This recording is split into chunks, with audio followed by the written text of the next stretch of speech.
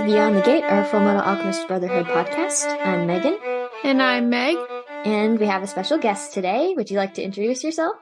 And I'm Ruth. Yes, my sister. Yes. Has graciously agreed to join us today. Yeah. It's going to be fun. And we're talking about episode 36, Family Portrait. Yes, and I will give a summary of the episode. As Raven tries to corrupt Armstrong, Ed and Al can only wait in their cell. Long ago, their father faced his own captivity, confined to an eternity of regret in an undying body. To escape the pain, he said goodbye. Yes, and this covers manga chapter 68, Portrait of a Family, and 69, The Foundation of Briggs. Yes, and before we jump in, we have a few questions for Ruth. We'll start with what is your favorite anime and why? Well, my favorite anime is Naruto, mostly because it was my first anime, and it was kind of just like a comfort anime to me, because I don't know, it's very good, and it's just like comforting to watch, you know what I mean? Like, it's happy, and then it's like serious, and you just love it. Today, for the first time, I watched Naruto, so welcome to the club. I thought it was good. Megan's seen what you said, like first two seasons. Maybe not all of season 2, but yeah, I got a fair amount of the way through the first series anyway. There's more, I know. Oh yes, yeah, there's so lots more. It's a commitment. Yes, it is. It's definitely a commitment. All right. What do you think of Full Metal? Overall thoughts?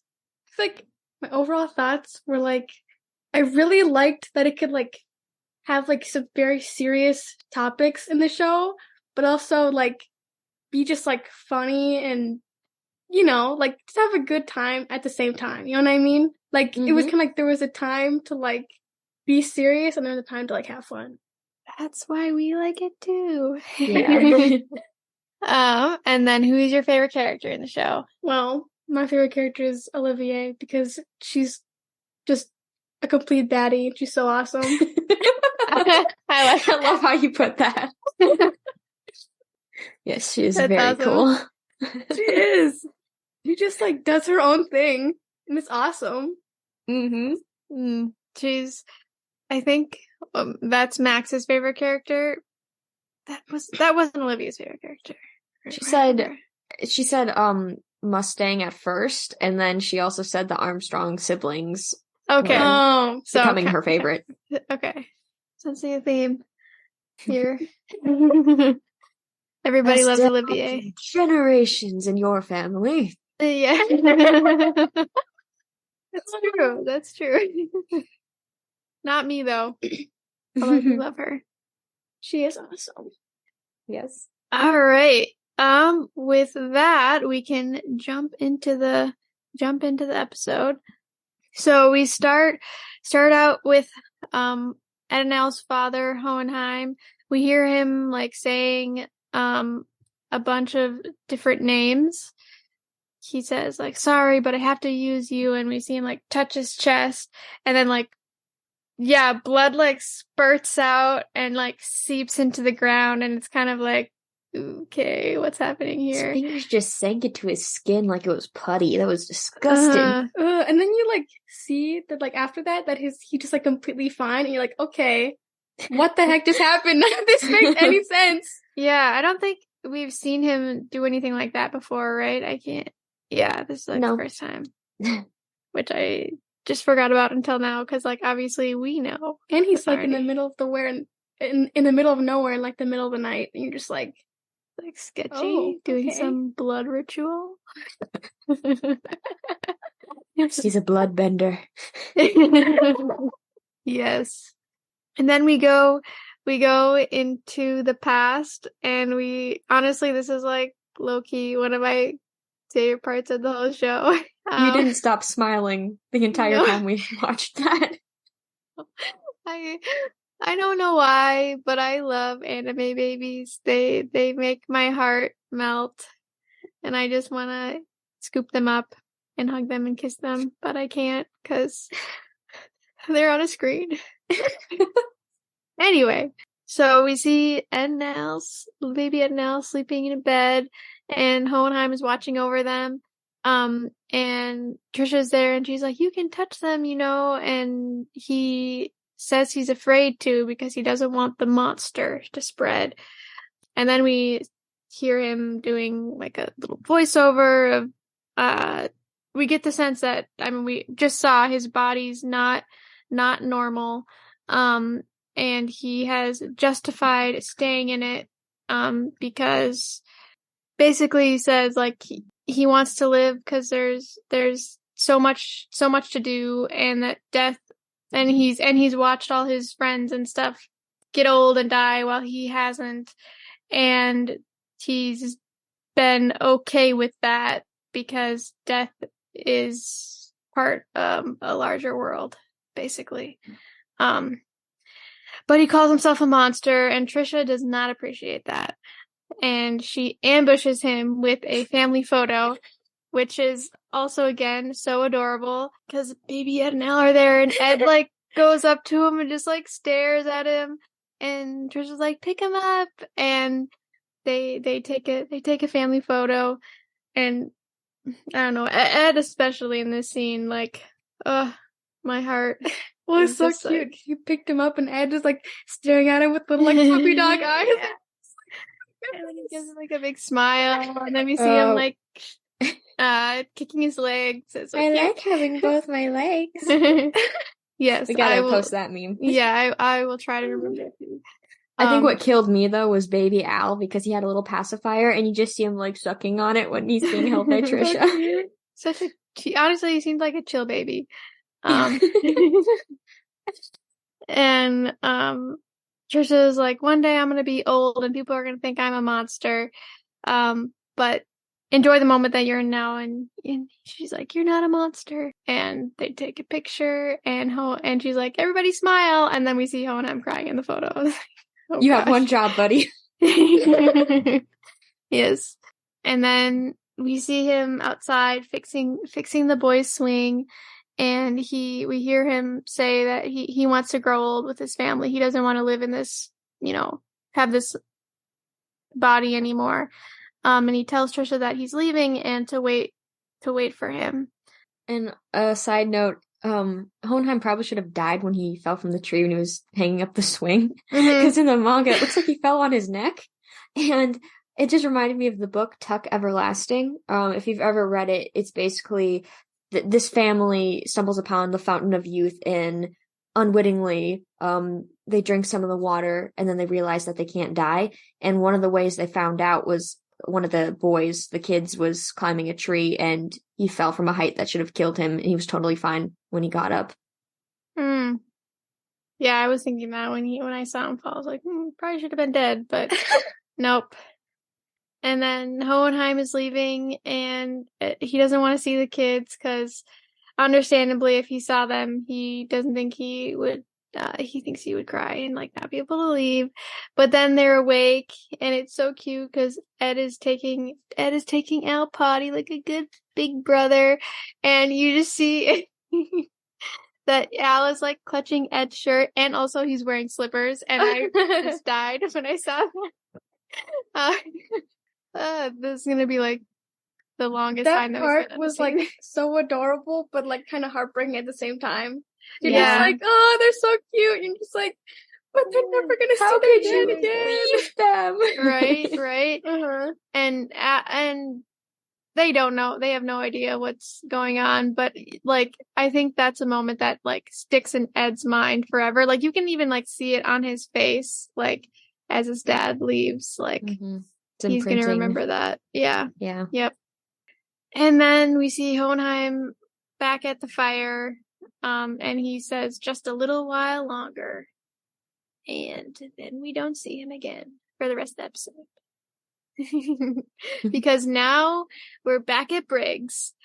There's soldiers exploring the tunnel, and this scene was confusing to me, but when I read the manga, I figured it out. So you see that there's train tracks, and they're like they're talking about like finding an exit to dump rubble from the tracks, and I don't know if or like like a mining shaft, because yep, when you're yeah. mining, you need to create an exit. Yeah, so they're like trying to find an exit, and I don't know if they like just if I wasn't listening while you're watching it or what. But in the manga, that's why they're like there's no exit, but there should be, and so they decide to keep going. But then the horses kind of start to get nervous, and we see this like big black shadow with these creepy eyes, like come out of the darkness and like stab everyone, presumably kill everybody.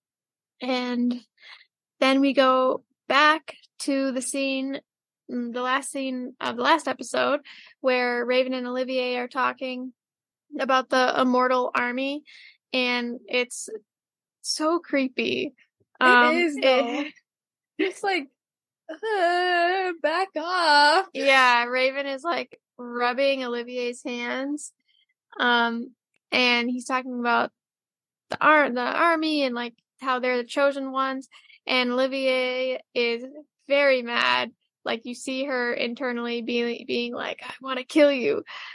Which I would be the same way. Yeah, gross. This old man. That's true. Yeah. But she's looking innocent on the outside. And she asks if her men will share the gift. And basically Raven says he kind of like skirts around the question, and Olivier's like, oh, okay, so probably not. I remember reading this part in the manga, and I was just like, it just made me like love her like even more, as she just like totally like fooled him. She was like, I'm just doing this for the interest of my people, none of this is for you. Yeah, she's very smart. Yeah, she is. She's the best. And he asks if Olivia, oh my gosh, why do I keep doing that? He asks if Olivier will join him, and we hear her internal thoughts, and she's like stuck in the situation, because if she says yes, then she's gonna have to do whatever he says, but if she says no, then she'll be demoted and somebody else will take her position, and they'll go ahead and do, what they're gonna do anyway. But before she can answer, there's a knock on the door, and the soldier tells them about that the men in the tunnel or in the hole are in danger. And then we see Ed and Al, they're still tied up, and they come face to face with Kimberly. And of course, Kimberly assumes that Al is Full Metal, and Ed in his mind is like, if one more person, ... Yeah, and I've got 2 manga notes. The first one is, we see in the manga and anime that Ed made the ropes to make sure his and Al's capture looks convincing, but in the manga, Al suggests they make the ropes really tight. Ed agrees, thinking that'll look better. So Fallman yanks the rope so tight that Ed's eyes bug out of his head, and there may be some bad blood there between Fallman and Ed. And then the second manga note is that, when Al is mistaken for being the Full Metal Alchemist, Ed thinks, like, we haven't heard this gag 100 times before. And then we go back to the hole that Sloth came out of, and everybody's kind of around it trying to figure out, what happened to all these soldiers. And I'm sorry, it was morbid, but I kind of found it funny, is that there was just like a singular arm just like on a stretcher, and they wrapped it up. Yeah, and they wrapped it up, and like that. Oh, that's it. Actually, I think that might be proof for the soldier's family if they need to like send confirmation of his death. Sad. Yeah, that is true. But it was just like, I don't know. It was more like the being on the stretcher. On the stretcher. Yeah, that's what got me. That it was like on the stretcher, which I guess makes sense. But quick, we need to treat it. Well, there was like one point in the scene where someone just like picked it up like it was some. Yeah, prop. Raven picked it up. Ooh. I was like, that's someone's arm. Like, yeah, that was weird. It was funny though, but it was a little weird. Yikes. Morbid. All right. Raven then tells Olivier to put the monster back in and seal the tunnel. And everybody around them is like, what? No, you can't do that. And then we quickly go to a scene where Raven visits Ed and Al, and tells them that he will release them soon. Because, as the fear agreed that they could keep searching further, trying to get their bodies back as long as they didn't interfere with the fears with their plans. Yeah. And then Sloth is being put back into the hole, and he is very annoyed, and he's tired. He's like, well, this is, so annoying. What a pain. Yeah, what a pain. Just like, what a What a drag. It was funny though.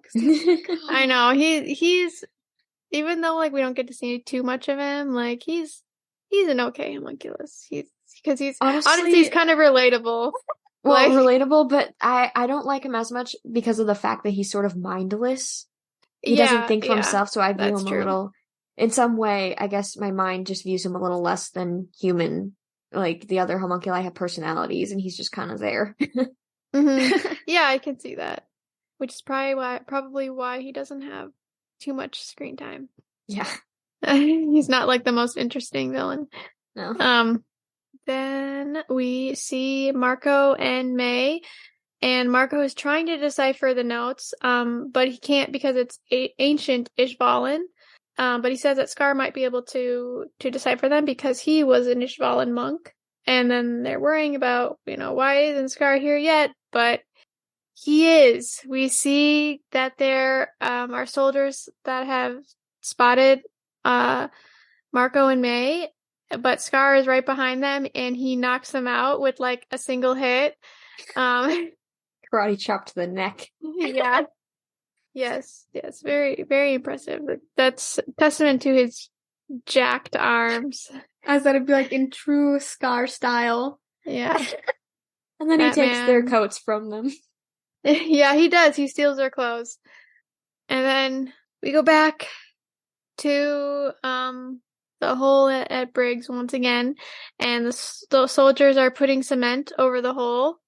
Raven and Olivier are watching, and Olivier asks if the people that aren't chosen are going to be sacrifices. And Raven he's very prideful and not careful, and he's not caring either. He's like, the weak are the foundation for the strong. And Olivier's like, oh, that's what happened. Is that what the Ishvalans were? And he's says something even meaner. He's like, the Ishvalans deserve to perish for their betters.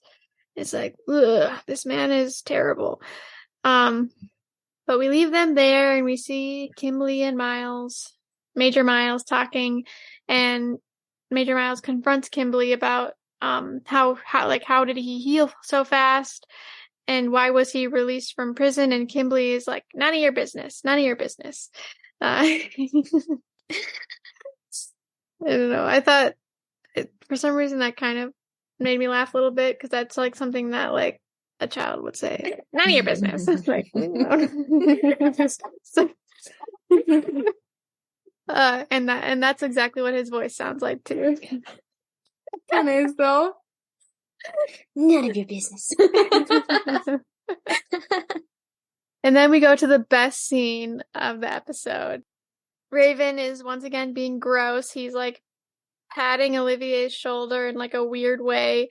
Yeah, Megan just gagged, and I agree with her. And Olivier like stabs him through the arm and like completely takes him by surprise. And she's like, which arm from that soldier was left? And at first he's like, well, you could be a chosen one. What are you doing? And she says some awesome things to him, and basically calls him an old traitor. In the manga, her language is a little more, I don't know. I was laughing when I was reading that chapter, but she says, I told you I don't want your chair. Any chair that would see your rotten butt isn't fit for me to crap on. It's so good. So This good. is payback for all the times he was groping her. Yeah. Ugh. And then she slices his chest open and like pushes him into the concrete. And then she like takes off her bloody gloves and like I think she wipes her sword. She wipes her sword with her gloves and then tosses the gloves into the concrete to hide all evidence that anything happened. Yep. And then she walks away and he's like, "Get back to work, soldiers." And everybody's like, "Yep, all right." They're yes, like, ma'am. Like, yep. Get rid of Pretty that sure trash. some guys are high-fiving in the background or something. Like, totally on board. Like, oh yeah, he's dead. It's fine. And then we see that, we'd seen Miles confronting Kimberly, and it was because he was supposed to be distracting him. Because if Kimberly saw what was happening to Raven, he would step in, and they didn't want him to do that. And Miles tells him that Raven is missing. And Kimberly's like, well, if anything happens to Raven, then I can do whatever I can do whatever. They have to do whatever he says. And he asks for a car to take him down the mountain. And then we see, they covered the hole with concrete, but we see that Ed prepared for this and he made a secret passage into the tunnel so they could still go try to rescue their the missing soldiers. And Ed now learned that Raven is dead, but they're still not allowed out of prison, which they're not happy about. I kind of find it funny how much time they spend in prison here, because it's like at this point, like, everybody knows that like they're innocent state alchemists. That Ed is a state alchemist. Like, there's really no reason that they should be in prison. It's just all for show. They have to do it all for show. Yep, I love it. And then Kimberly comes to talk to them, and he's like, I brought someone for you, and it is Winry. And, of course, we're happy to see her, but Ed and Al are not, because Kimberly, like, basically insinuates that the military brought her and is, keeping a close eye on her. And Ed and Al are upset, and, of course, she bites back as usual, like, why are, Yeah. I love in the manga though, like Ed and Al are screaming at the top of their lungs and like, "Why are you here, you idiot?" And while Al is screaming, there's a cat peeking out of his armor. That's so cute. Yes. And then, of course, Winry is there to fix Ed's automail for the cold weather, and she is very happy to see them. Okay, one note is like when I read the manga and I saw this part, I was like, no! Why is she here? Like, they're totally screwed now. I was not expecting that. And I was like, what the heck? Why is she here? She's not supposed to be there. She's in danger now. Did you read the manga before you watched the anime? I, read it as I watched anime, but I didn't finish the manga. Okay, so, yeah. Oh, you didn't finish it? I didn't finish it, no. All right. Well, I guess you'll have to listen to our podcast to hear... Yes, to hear the differences. Yep. All right. And then that's the end of the episode, but there is an end credit scene where we see that Roy is learning about Kimberly and that he's out and about from a woman that we don't know. But then they're like in a car and they get out, and this woman is walking by and she's selling flowers, and she's like, "Oh, you should have bought some for her." And she has a message from Olivier, and Mustang buys all of her flowers. Yes, I love it. His ring of informants pretends to go on a date with a girl, gets information, pays her, gets out of the car, bumps into a florist who is also an informant. Yep, it's awesome. Yes. All right, now that we've covered the episode, voice actor notes, we're going to do Lieutenant General Raven. who's played by Chris Ayers, don't know if I'm pronouncing that right, who unfortunately passed away in 2021, according to his IMDb, but he was Soma from Black Butler, Duke Everlew from Fairy Tail, and Frieza from Dragon Ball. And, they just give Raven, so I assume that's his last name, and, well, obviously a raven is a bird.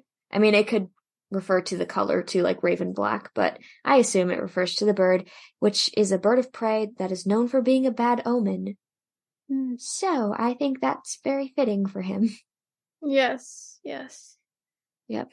We didn't have too much else to talk through, but we did have one Ed short rant, and that was just when he was thinking in his head as Kimberly mistook Al for Full Metal. Somebody makes that mistake one more time, trails off. Then animation expertise, I just wanted to make a note. I really like the animation of Ed when he's in the jail cell. It really shows how stir crazy he is, because he's shifting his feet a lot and moving positions, and he shakes his head while slumping his shoulders too. It was just like little extra details that made it pretty fun. And we had a bit of a philosophical analysis to cover, and that was the concept of survival of the fittest and the strongest being on top, which Olivier adheres to at Briggs, but I think sort of in a different way than you would think of survival of the fittest. I think her mindset is more of, if you survive, you are fit to survive. She never condones the weak being put down. She wants to protect people. Yeah. We can protect each other and like work together. It's not survival of the fittest. Okay, actually I had one more question for Ruth. This was your first time watching the dub. Yeah. What do you think? In some ways, it wasn't as bad as I thought. I feel like sometimes in dub, I feel like their voices like don't, not all the time, but like their voices don't fit the characters as well, and that in that sense, it actually all the characters, their voices fit them, properly. Nice. Yeah. So, yeah. So it wasn't, but I still would much prefer sub. Yeah. You just broke Megan's heart. Sorry. It's okay. People have their preferences. I feel like I started out with dub, but once I got used to sub, I was like, I'm never going back. This is so much better. I can do either. I appreciate both, because I appreciate how much work the English voice actors put into dubbing it, and how passionate they are. Yeah. At least the ones that we met were very passionate about their work, so I appreciate that. All right, so time to wrap it up. I'll let Megan. Actually, we'll let Ruth. What was your favorite line of the episode? I want that concrete nice and level. Yes, that was an awesome line from Olivier. Olivier is the best. She is such a baddie. She is. I'm telling you, that was like, at first, like, I don't think I'm gonna like her. And I was like, oh my goodness. It's like, get it, girl. Like, you're so awesome. Yep. Yes. For her. Yep. All right, Megan, what was your favorite? Another quote from Olivier. General, you are among the weak who will become the foundation for this country. Literally. Yes. And what about you, Meg? All right, my line, which has a little bit of language in it, but it's a good line. So it's from Olivier once again. She says, "I don't need a new seat from you. You're going to lose the one your moldy ass has clung to for too long. Right about now, Raven. You old traitor." Awesome. Good. All right. And then what did we learn in this episode? We learned that you have to wait for your moment. Olivier had to bide her time until the right situation arose to bring Raven down. She was very patient, and I was very proud of her. Yeah. I think I like remember like throughout this episode, like the first time watching it, it was like, no, she can't be going along with him. Like, Olivier, fight back. But the payoff was amazing. Mm-hmm. All right, and then who pushed the story forward? Olivier, duh. Yes, very obvious. I'm pretty sure she's been the one in like the last like 3 episodes or something. Oh yeah, she's driving this story right now. Yes, she is. All right. That's all we have for this episode. Thanks for coming on, Ruth. It was fun. Yes, it was. I had a good time. Yes. And we will be back next week with another episode. All right. See you later. All right. Bye. Bye.